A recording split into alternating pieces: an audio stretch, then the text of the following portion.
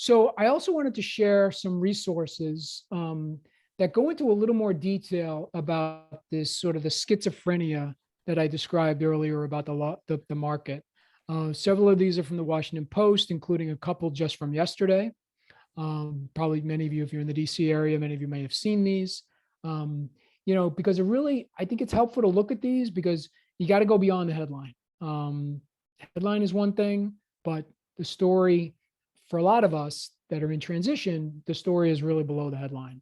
And how do you fight through that? How do you really get to what is behind it? And I was, again, for the first time, I'd seen the connection drawn between applicant tracking systems and the persistent challenges, especially that workers at mid to latter career workers are facing.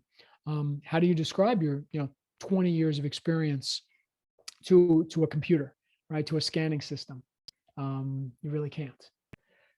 Then there was a great video that I found from the Wall Street Journal, once again, explaining this great labor shift, whether you call it the great shuffling or the great resignation, and really what's going on below the line, and how many people are simply opting out and retiring early, or deciding to live on savings, or live with other family members. And so a little more of the challenging situation. And then two tools that were also referenced in one of these articles that are really helpful and are designed to help you, in a sense, fight back, or at least be armed with the information and understand more about the process that's used in applicant tracking methodology. Jobscan.co, which these are both primarily paid services, but they each offer a free trial version or a free set of options that you can go through before you have to pay.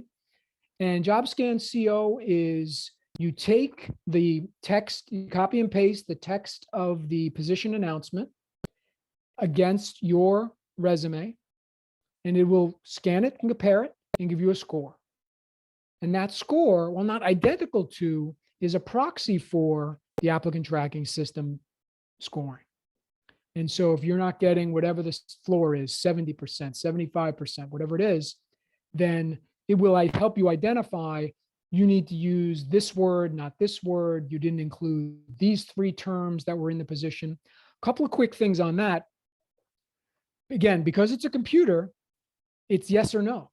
And even though there are tons of synonyms out there and really related words, if it's not X, it's Y, and it's out. So again, from my world in the association space, you could talk about member relations and member service. To a lot of people, those might be similar. To a computer, those are completely different. So be conscious of, be aware of the terms and terminology that are used in the ads, and use that same term and terminology on your resume. The other piece to consider is first things first. And what I mean by that is, in many of these technology-driven, algorithm-driven postings, they put the most important things first. And so make sure you match those as much as you can, because the stuff 6, 7, 8, 9, 10 is going to have a lower rating. You've got to make sure you hit the mark on those top 3 responsibilities that are in the position.